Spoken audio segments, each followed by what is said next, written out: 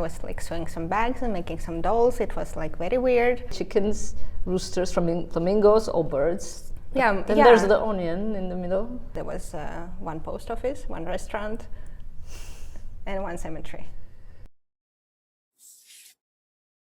Today's visit is even more different because we are not really in your studio at the moment, are we?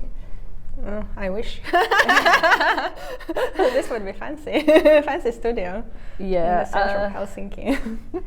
We are, in fact, in the Lukan space. Culture Center. Culture Center. At Pola Laamanen exhibition. And the reason for this is so that we can have your work shot in its proper exhibition form. Yeah, and my surname is Laamanen. Laamanen, sorry. And it is like a small llama in Finnish. Do you have any llamas? We have a lot of plush llamas at home. We will see where you work a bit later. We will teleport, but at this point we are here. Can we say that you are an embroidery artist?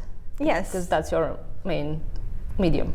Yes, I do identify as an embroidery artist and textile artist because I also use a lot of textile and I modify textile to do my embroidery pieces. This is why sometimes embroidery people say that I don't do exactly embroidery. The embroidery community? Yes, the embroidery community. They know me, but they fight sometimes against me because it is not a traditional technique in which I'm working. It is, in a way, a technique which I invented myself. I saw it in a dream and then I make it real. And it was amazing, so I continue working with that. Maybe a step back, because you said came to Finland. Maybe it's good to say where you're from originally and how you ended up where you are right now. Yeah, originally I'm from St. Petersburg, Russia. I lived all my life there, but I was raised in a family by a single mom who believed that you need to be with a profession to be successful in this world, and you see, I don't listen to that either. What did she do? What was her profession? She works in a theater. She speaks from experience. But she also has a degree in mechanical engineering or something. But it's quite common in Russia that people have some degree and it has nothing to do what they are actually doing in their life. And yeah, not a surprise. So how did you jump from engineering into embroidery? Well, of course, I was always creative. I was always trying different things. I was trying felting, crocheting, sewing, like various crafting techniques, I would say. Like they were always related with the fibers or some in a way. But after finishing my university, I had an attempt to run a small business, but it didn't work out. I was like sewing some bags and making some dolls. It was like very weird, but yeah, I gave that up and got a normal job in the office. Then I had a career in IT as a customer service person, also speaking in English to very, very angry people around the world. And then I met my husband and I gave up my job to give a try for the relationship and moved to a very small town where there was one post office, one restaurant, and one cemetery. That is when I started exploring and pretty much came up with my own embroidery technique and then got a lot of clients around the world, around Russia.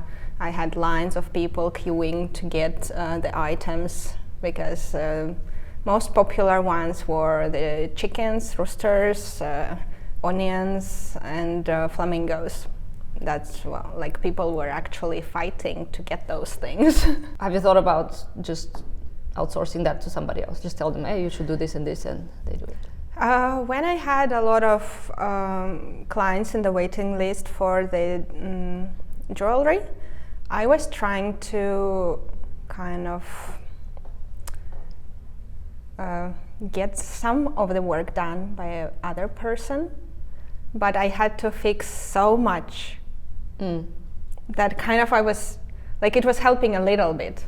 It was not developing. I was trying to kind of grow the person to do what I actually need, but it didn't happen the way I wanted it to happen. So at that point you were kind of looking at your work as more as a business than as art. Yes, I would say so, that I was this artisan with a small business, and I did not consider myself as an artist just yet.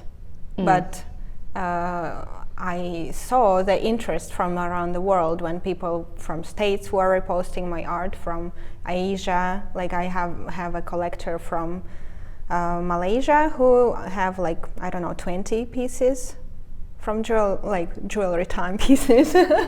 So that, I think that's a lot. Fighting for every single client is a very big struggle, and especially moving here, there is not such a big market for jewelry, and fighting for each single sale becomes so painful and so frustrating that I don't want to do that anymore. Yeah, coming to Finland. When did you come to Finland? It was December 2019. I just signed the contract to publish a book in Russia, so all January and February I was locked up alone in the flat writing the book, and then what? Corona came and I was locked up again. Yeah, that's funny. And then I also got pregnant, and I was again kind of continuing this experience of experiencing the flat. Yeah. Bad luck or good luck, it depends where you look at it. I think it was good. I think that gives you a lot of time to do your work. Yes, and yeah, moving it to here gave me perspective. Like I had to look at what I do and see like, where do I go actually. Why did you decide to move from that? I mean, if you had a successful business for yourself, what made you say because no? I felt that I can do more. I can be bigger than that, and I want to experiment more. So after I moved to Finland, I started experimenting with what I actually can create, and that ended up being this botanical series. They are pure my skill and effort. Like they don't have many stories behind.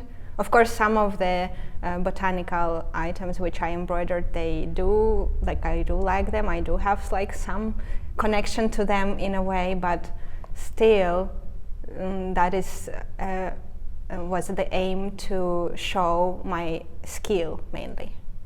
You mentioned stories. I usually ask people about the themes in their work, what their work is about.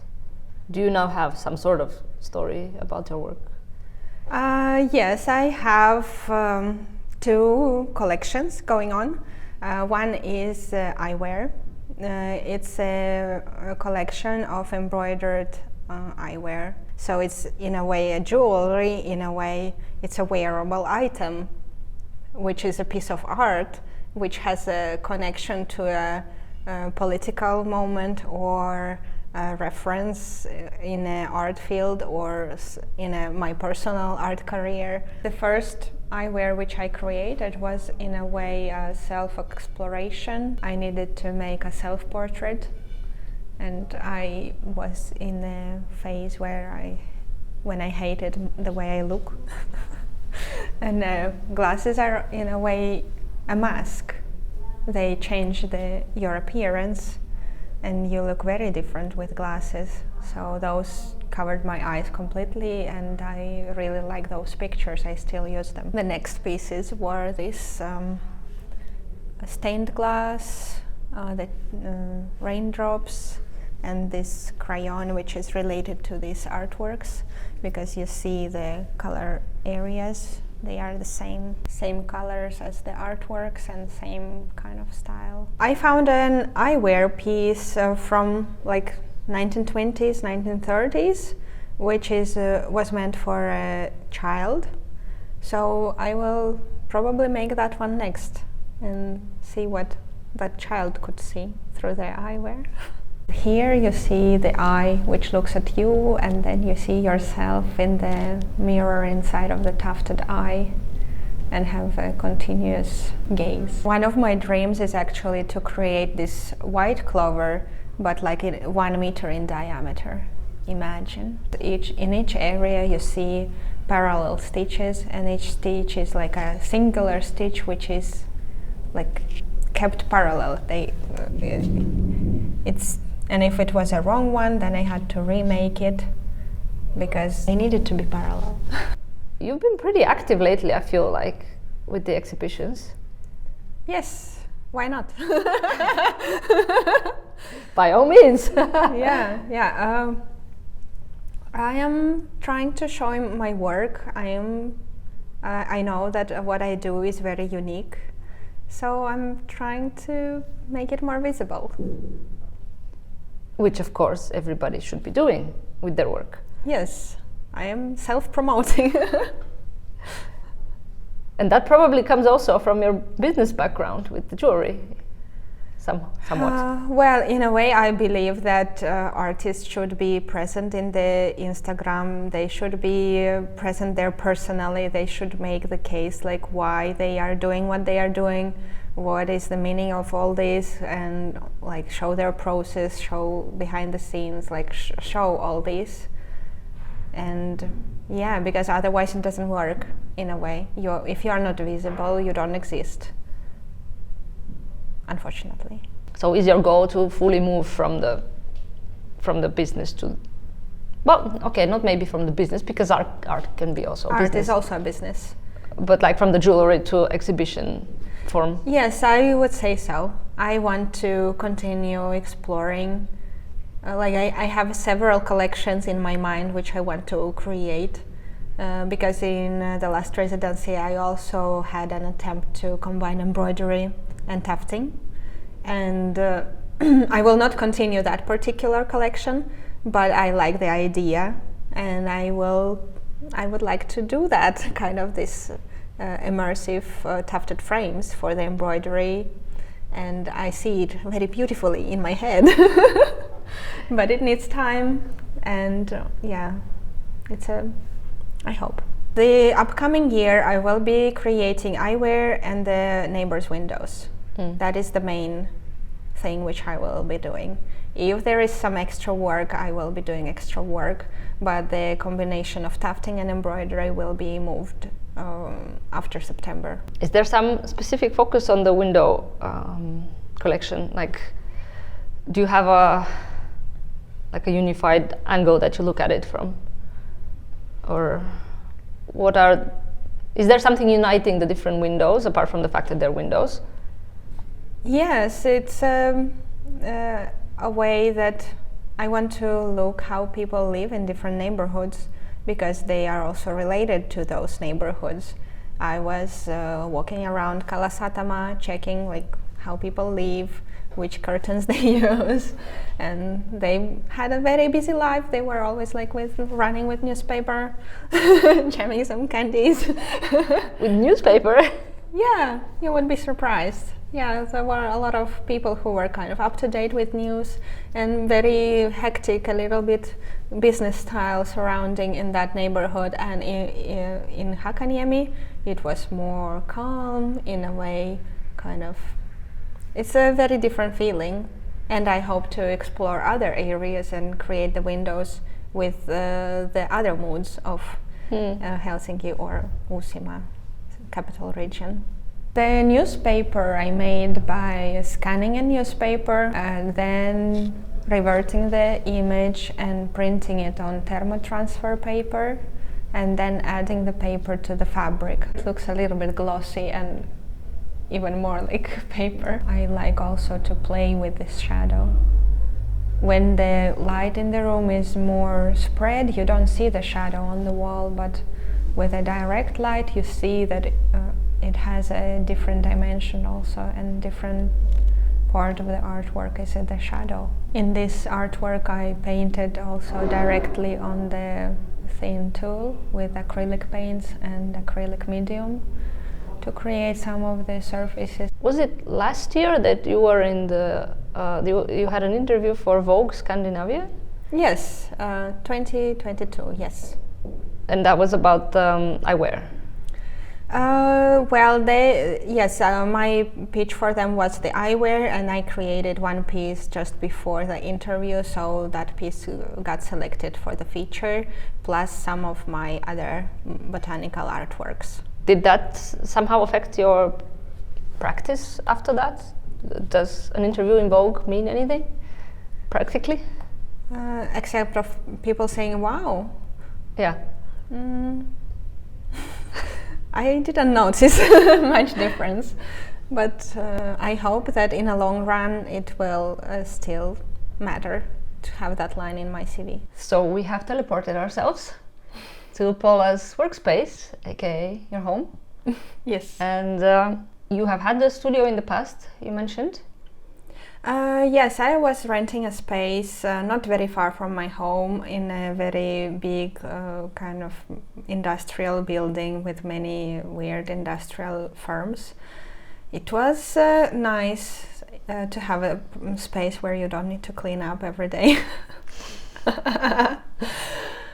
But it was lacking a lot the community part.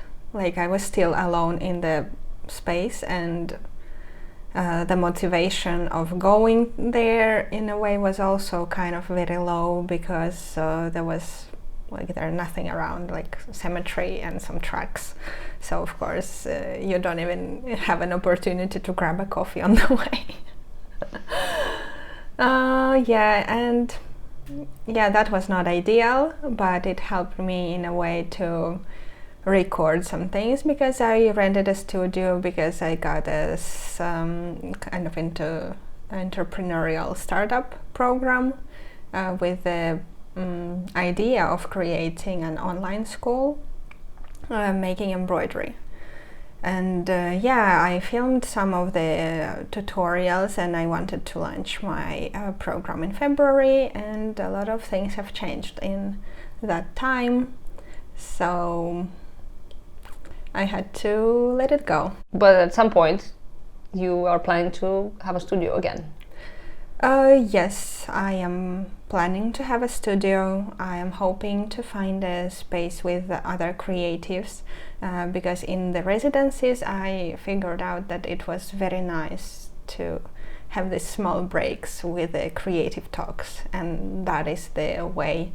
And motivation to go to the studio, motivation to try something new and to create something new, and in a way competition. I am a competitive person. I see how other people like create something big, and I'm like, what I also need to create something big or something or bigger or something. Like I need to challenge myself more, or like these ideas, they're floating in the air so close to you that you are getting influenced by them, and they can make you do something what you have not imagined before. Yeah, definitely. I think that it's very useful to have other like-minded people around and push each other in a way, even if it's not direct competition. It's also support. Just, if you have a bad day, you can just talk about it, and it feel a little bit better. Yeah. But at this point, you are creating all your work here, on that desk there in the back. Well, I also have portable legs on which I can place my art and kind of move my working space around. That helps a lot. How much of a space do you have to work? How big is kind of the area here? I don't need that much space for my work now with the current projects, but of course in my head I have some huge projects for which I would need like a big space, big time. And yeah, it all depends on the current project, and now I am working on the neighbors' windows or eyewear, and both I can do at home, but it's also like a very long stretch. I can do it at home. I have 2 small toddlers and I need to be cleaning up the space every time. I need to be aware where the needles are, where the scissors are all the time. So it is making it very hard to do the work at home. Have you tried working with some other medium, or are you persisting only on embroidery? I really like drawing, painting. I like watercolors. I do work with them like when I do the sketches or when I explore the color combinations, and I have some embroidery series which I'm working now. They are embroidery on paper, and I first do watercolors on paper and then do embroidery. So in a way it's a kind of a challenge to work with a hard surface and add volume to watercolor artwork. But still I would say that I am textile and embroidery artist first. When you sit to work, do you have some specific routines of how you get into the work, or some actions that you do to help you? I definitely hate mornings. Like, I cannot do anything in the morning, no matter where I wake up. It's just mornings are done.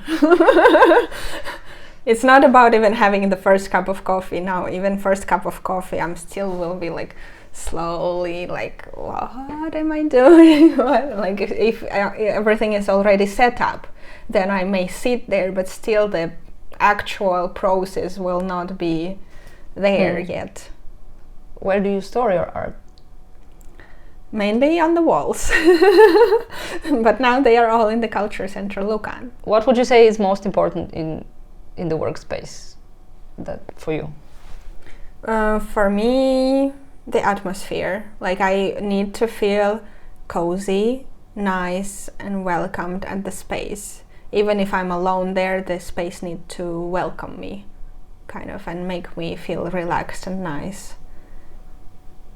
And for that, it can be achieved with plants, furniture, or some elements, some nice coffee. Like, there are many ways to please me. Do you get inspiration from other embroidery artists or other forms of art?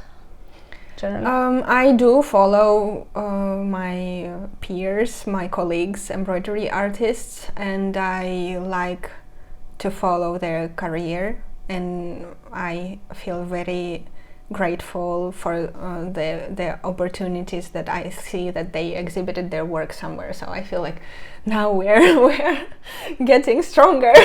Our small community is getting stronger. We're stepping up. It's so cool. Continue going. Only in Finland I understood that associations are helping a lot in the visibility and in the artist's presentation. Because they do give the guidance and help when you ask for it, like how to do portfolio work. The associations do have some workshops and some people from whom you can ask these questions and elevate your portfolio, elevate your CV, elevate your presence online. And it is a great tool for all starting artists.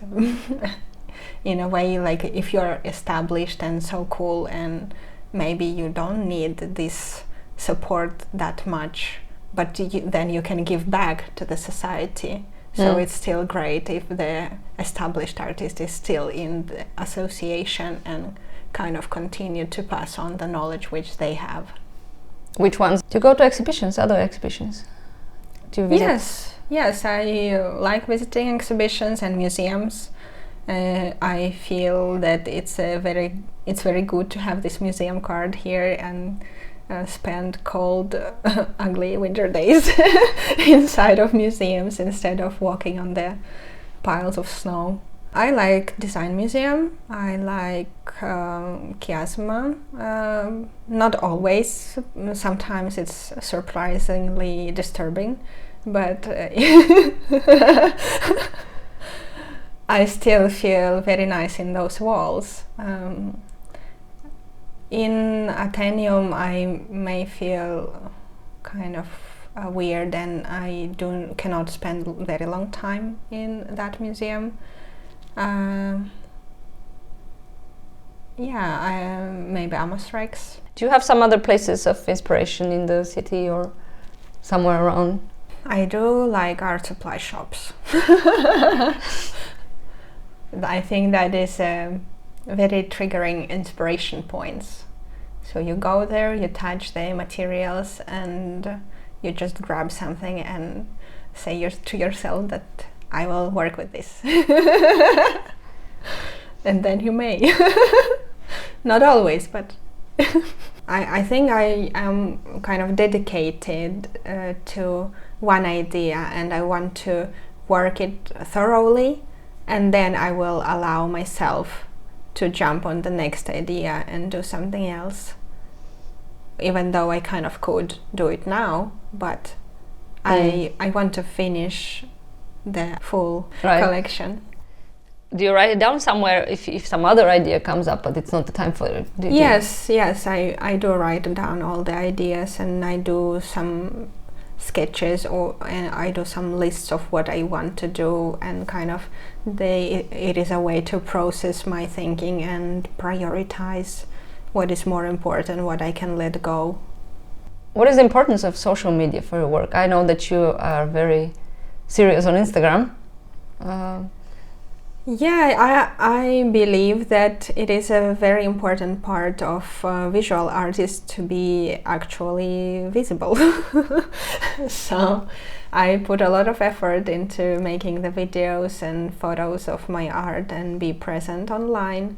Of course, lately it's been a little bit harder with the time, because I am a mom of 2 toddlers, and I do have other responsibilities, and Finnish winters are dark. Like, there are so many obstacles for content creation, but I still try to do my best to keep on showing interesting things and keep on growing. Many artists usually say that this type of marketing work for themselves is very effort taking, and it's like, oh, I don't want to do this because it just requires so much. What would you tell somebody like that to keep themselves motivated to do it? What advice you would give? Visibility in social media gives you credibility in a way, gives the people who buy your work feeling that you are serious about it, and then you will continue doing it. Because if you are not doing social media, not showing your processes, not showing your ideas and your future plans,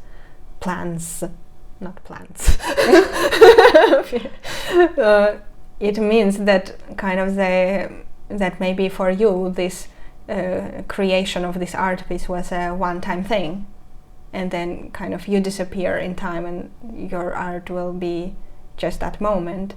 And maybe for some artists it's okay, but mostly people are supporting artists because of the personality of the artist.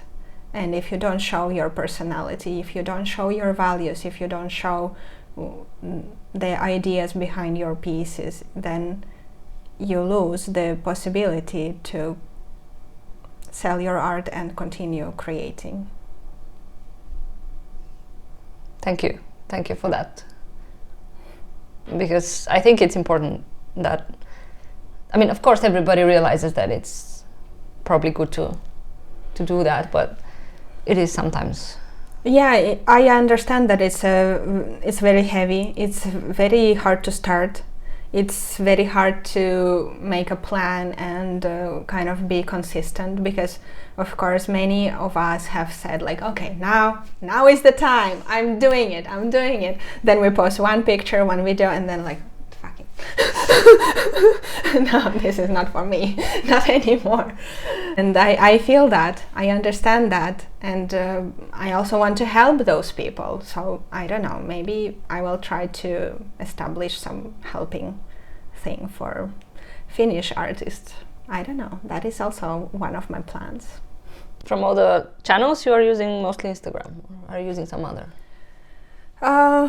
I use Facebook, but very, very badly. Yeah, a little bit of TikTok, but I would say that Instagram is the main, and I am aiming now to create a more strong portfolio on Behance, because I feel that that is a more professional place to show your projects, and I would recommend the people to research that and try to... Behance is more for designers, isn't it?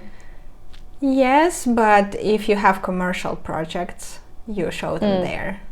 If you have projects related to some brands, you show them there.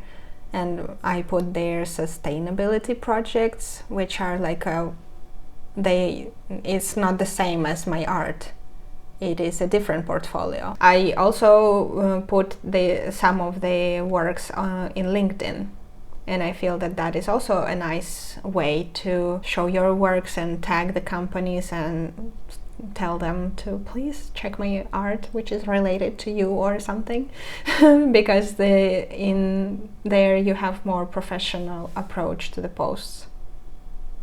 LinkedIn, it's interesting that, I mean, I do have LinkedIn, but I'm not really actively using it. You would be surprised. I know some artists who were hired via LinkedIn by people who checked some of the sample works in LinkedIn. Hired as an artist? Yeah, for artistic work. Thank you, Pola, so much for being on the show. My Podcast. pleasure. And good luck with the exhibition. Until when is it running? It will be until the end of January, so you are welcome to come, see it, and please let me know what you think. Cultural Center Lucan. Yes.